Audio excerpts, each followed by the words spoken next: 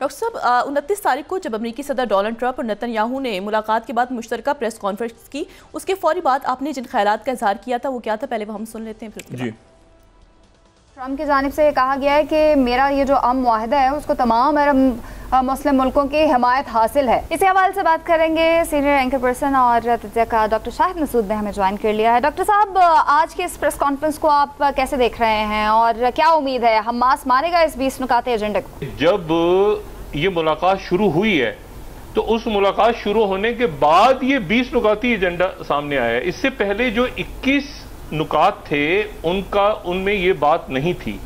उनमें ये था कि जी अल्टीमेट जो है वो 2 रियासती हल की तरफ जाएंगे, यानी फलस्तीनी रियासत का क़याम होगा। इसमें फलस्तीनी रियासत का जिक्र नहीं है, बल्कि प्रेसिडेंट ट्रंप ने और नेतन्याहू ने भी ये कहा कि जी आप अच्छा है कि हमारी बात को समझ गए कि फलस्तीनी रियासत जो है वो तो इसमें नहीं है और वो हो ही नहीं सकती। तो अगर फलस्तीनी रियासत नहीं हो सकती तो फिर उसके बाद जो है वो कैसे फिर मतलब ये कैसे बनेगा, मुझे बताएं ना। हमास के लोग सारे के सारी यरगमाली छोड़ दें। इसराइल की फौज जो है वो अभी तो उनकी मौजूदगी में ही अपनी जाहिरियत उसने जारी रखी हुई, जंगबंदी तो नहीं हुई, तो वो कैदी भी छोड़ दें, अपनी यरगमाली भी छोड़ दें और यहां से जंगबंदी भी ना हो और हमले जारी रहें। और वो जो इंटरनेशनल फोर्स है अरब ममालिक की, या उसमें वो कब आएगी, कब पहुंचेगी, और जब वो तब अंदर दाखिल होगी ना जब इसराइल की फौज निकल चुकी होगी। तो इसराइली फौज तो कह रही है कि हम विद पैसेज ऑफ टाइम अंदर निकलेंगे। भाई या तो ये हो ना कि 24 घंटे 48 घंटे में आप कहें कि सारे कैदी भी छोड़ दिए, सारे रमाले भी छोड़ दिए, अभी जंगबंदी हो गई और सारे मुल्कों की फौज खड़ी है मिस्र के पास, और वो एकदम से जैसे ही मतलब वो सारे अंदर दाखिल हो जाते हैं। अभी तो कहीं पर किसी फौज का वजूद ही नहीं है। देखिए ना 21 से 20 क्यों हुआ है? एक नुक्ता कौन सा ऐसा है जो गायब हो गया है? वो फलस्तीनी रियासत वाला नुक्ता है। ये वेक किस्म का प्लान है मेरा ख्याल है, और मैं इसीलिए आपसे कह रहा हूं कि अब हम मुंतजिर होंगे बाकी मुल्कों के कि क्या इसमें फलस्तीनी रियासत की तरफ ये मामला गया या नहीं गया। मैं बात कर रहा हूं जो प्रेस कॉन्फ्रेंस में बात हुई है ना, वो प्रेस कॉन्फ्रेंस में जो बात है वो ये 20 नुकात भी असल में नहीं है। 20 नुकात जो रिटर्न में सामने आए हैं ना during the meeting between president Trump and Netanyahu, ये जो 20 नुकात हैं ये वो नहीं है जो प्रेस कॉन्फ्रेंस में प्रेसिडेंट ट्रंप ने कहा कि मैं नेतन्याहू से, अगर हमास रिजेक्ट करती है तो अमेरिका नेतन्याहू के साथ खड़ा होगा और नेतन्याहू उसको जो है वो अपने अंदाज में खत्म करेगा। जो रिटर्न में हुआ है मामला वो ही असल है, क्योंकि प्रेसिडेंट ट्रंप ने ये भी कहा कि मैं इस पे दस्तखत करवा रहा हूं और अभी मैं दस्तखत भी करनी है और साइन भी करनी है सबसे, और ये जो रिटर्न है वो कुछ और है, जो गुफ्तगू हुई है वो कुछ और है। कॉम्प्रिहेंसिव प्लान तो तब होगा ना जब आखिर में फलस्तीनी रियासत बनेगी। तो ये कॉम्प्रिहेंसिव प्लान में तो एक जंग बंदी है, लेकिन इसमें इशू ये है कि ये 72 घंटों में रिहा हो जाए, लेकिन फौज 72 घंटों में विड्रॉ नहीं होगी। तो फिर उसके बाद अगर फौज वहां रहेगी और सारे रमाली निकल जाएंगे 72 घंटों में, तो फौज तो फिर इसराइल की अपना ऑपरेशन जारी रखेगी और जहरियत तो जारी रखेगी। तो या तो ये हो कि फौरी तौर पे जो बैनुल अक़वामी फोर्सेज हैं, यानी अरब ममालिक की या इस्लामी ममालिक की, वो अंदर जाएं और जाके फ़लस्तीनियों को बचाएं, और फिर उसके बाद जो है वो सीज फायर एग्रीमेंट हो। कॉम्प्रिहेंसिव पीस एग्रीमेंट है तो उसका जो एंड है वो तो फिर 2 रियासती हल पे होना चाहिए था ना। वो ये तो नहीं है कि वो आखिर में एक बोर्ड बना रहेगा और वो बोर्ड ही हमेशा काम करता रहेगा और प्रेसिडेंट ट्रंप की मुद्दत खत्म हो जाएगी तो भी वो बोर्ड चलता रहेगा। ये तो फिर अमेरिकन एक ब्लॉक हो गया ना पूरा, कि अमेरिका हेड कर रहा है, अमेरिकन प्रेसिडेंट उसको हेड कर रहे हैं पूरे फलस्तीन के बोर्ड को, और बाकी मेंबर बैठे हुए हैं। बात ये थी कि इस बोर्ड के अंदर तो बैठना था फलस्तीनी लोगों को। फिर फलस्तीनी इसमें कहाँ है? वो फलस्तीनी जो है वो जो टेक्नोक्रेट हुकूमत है ये वो उस बोर्ड के नीचे बनेगी। देखिए ना, एक बोर्ड ऊपर बन गया, फिर एक फलस्तीनी जो बेस्ट ऑफ द बेस्ट लोग हैं वो उस बोर्ड के नीचे बनेंगे। उस बोर्ड के चेयरमैन अगर ट्रंप हैं और उसका एक मेंबर जो है वो टोनी ब्लेयर बन गए, तो आपका क्या ख्याल है कि उसके पे टोनी ब्लेयर की सतह पे लोग आके जो दुनिया के लीडर्स हैं वो बैठेंगे, बाकी अरब ममालिक के लोग आके बैठेंगे और फिर फलस्तीनी उनके नीचे होंगे? मेरा ख्याल है कि ये थोड़ा सा इसको देखना पड़ेगा। उनका रिस्पांस, मैंने आपसे बात की ना कि फलस्तीनियों का रिस्पांस देखना पड़ेगा कि वो प्रेसिडेंट ट्रंप के अंडर काम करने को तैयार होंगे, और प्रेसिडेंट ट्रंप भी नहीं बल्कि प्रेसिडेंट ट्रंप के अंदर एक बोर्ड, उस बोर्ड के नीचे फिर फलस्तीनी टेक्नोक्रेट गवर्नमेंट। तो ये देखना पड़ेगा कि ये क्या यही प्लान है जो डिस्कस हुआ या कोई और प्लान है जिसके ऊपर पहले बात हुई। इसके ऊपर क्या रिस्पांस आता है बाकी मुल्कों का, क्योंकि असल तो मामला फ़लस्तीनी रियासत का था, तो इसमें वो मिसिंग है। प्रेसिडेंट ट्रंप ने भी बात की है कि हमास के लोगों ने कहा है कि हम इसको एक्सेप्ट कर रहे हैं, उनकी तरफ से इशारे मिल रहे हैं। क्या इसी प्लान को एक्सेप्ट किया है या कोई दूसरा प्लान भी कहीं एग्जिस्ट कर रहा था जो 21 पॉइंट्स पे मुश्तमिल था और जो ये 20 नुकात में नहीं है? तो अब इसके ऊपर देखना ये है कि इसका रिस्पांस क्या आता है बाकी मुल्कों का, क्योंकि ये जो 20 नुकात हैं ये वो 21 नुकात नहीं है जिनके ऊपर मेरा ख्याल है कि बाकी मुल्कों से मुशावरत हुई थी, और अगर हुई थी तो फिर उन मुल्कों का रिस्पांस आना जरूरी है। हमास का क्या रिस्पांस आता है, कतर का, सऊदी अरेबिया का क्या रिस्पांस आता है इसके ऊपर? लेकिन यह कि मेरा ख्याल है कि इसमें ये वो मुआहदा नहीं है जो कि डिस्कस हुआ था इससे पहले। डॉक्टर साहब, आपने कहा कि प्रेस कॉन्फ्रेंस में जो बात हुई थी वो 20 नुकात में नहीं थी।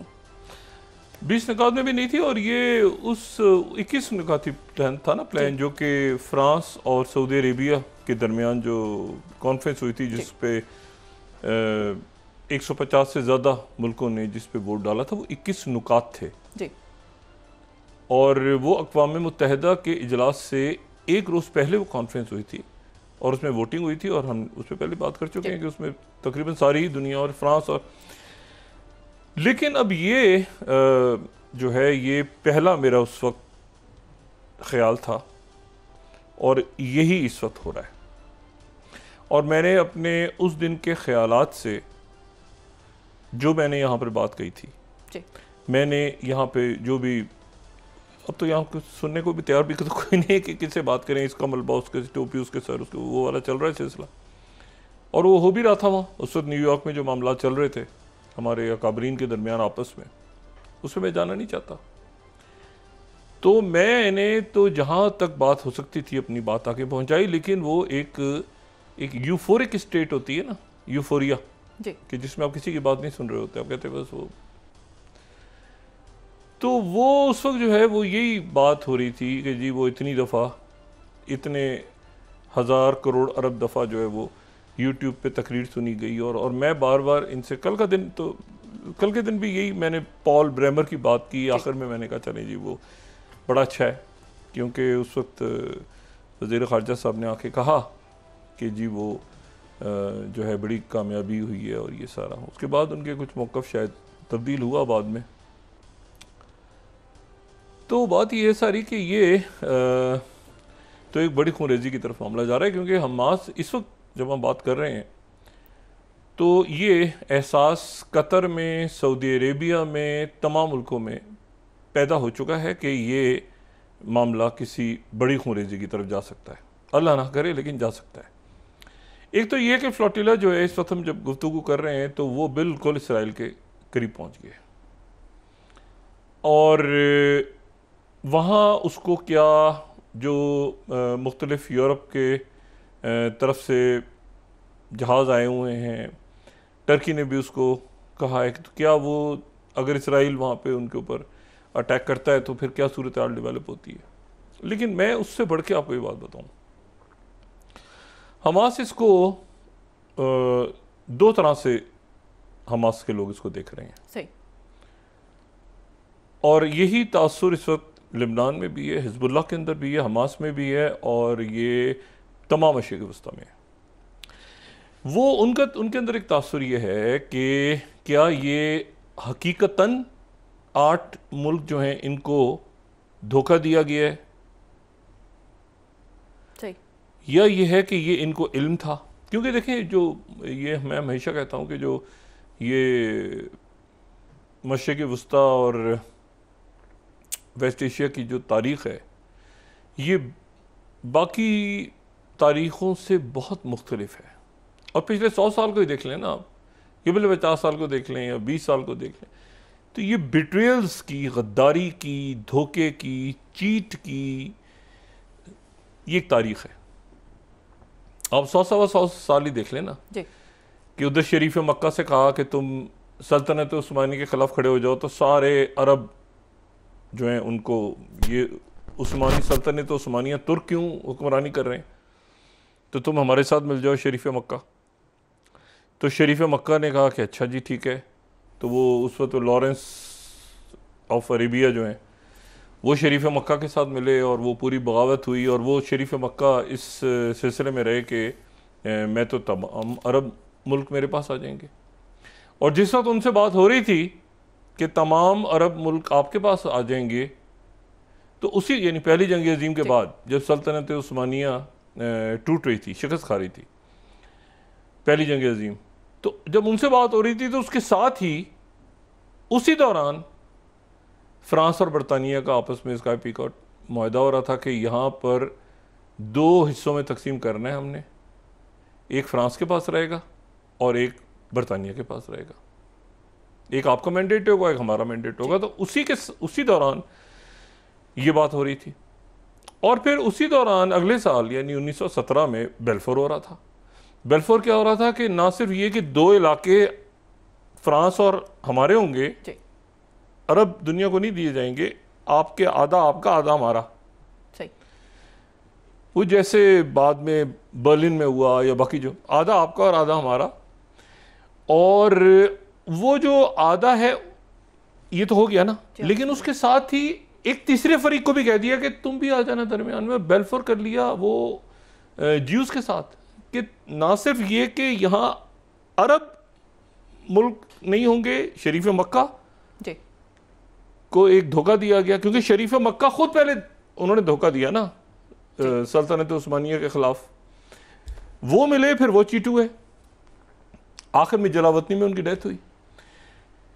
उसके बाद जो है तो यहाँ पर साथ ही जो है वो बेल्फोर साइन हो गया, और बेल्फोर साइन हो गया तो वो यहाँ पे ये इसराइली रियासत कायम हो गई। तो ये पूरी जो ये पूरा इलाका, और फिर उसके बाद से आप देखें ना, यानी जब ये 1948 की जंग हुई है तो उसमें फ़लस्तीनियों को इस बात का यकीन था कि हम अरब ममालिक जो है वो जीत जाएंगे। लेकिन फिर उसके बाद ये हुआ कि वो नकबा, यानी वो जिसको कहते हैं, जो लाखों की तादाद में फ़लस्तीनी वहाँ से बेघर हुए, अपने इलाकों से ज़मीनें छोड़ी, मुआहदे ऊपर हो गए, आगे पीछे दाएं बाएं, फिर वो निकल गए, वो फिर PLO बनी, फिर जो भी कुछ हुआ वो एक तारीख़ है पूरी। फिर उन्होंने तशद्दुद का रास्ता अपनाया, फिर ये फ़दाई हाईजैकिंग्स, ये वो लंबी तारीख़ चलती रही। फिर उसके बाद कहीं जाके मामलात फिर ठंडे हुए, और फिर उसके बाद अब चलते रहे ना, अनवर सादात, इवन 1967 में भी सारे मुल्क एक दूसरे के ऊपर, अगर आप जाएं तो एक दूसरे के ऊपर बात करते हैं कि उसकी शिकस्त का कौन जिम्मेदार था 67 के अंदर। तो ये जो है ना, ये एक बिट्रेयल्स की बड़ी तारीख है। अनवर सादात गोली मार दी गई, ये इवन ये शरीफ मक्का के साहबजादे जो किंग अब्दुल्ला ऑफ जॉर्डन हैं, इनके जो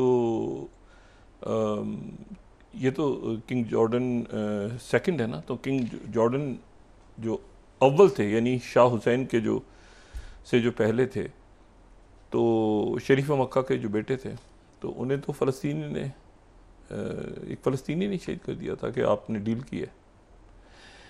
तो बिट्रेयल की तारीख़ जो है, फिर अनवर सादात, फिर उसके बाद यासिर अरफ़ात के बारे में कहते हैं कि उनको पता नहीं जहर दिया गया था, क्या हुआ।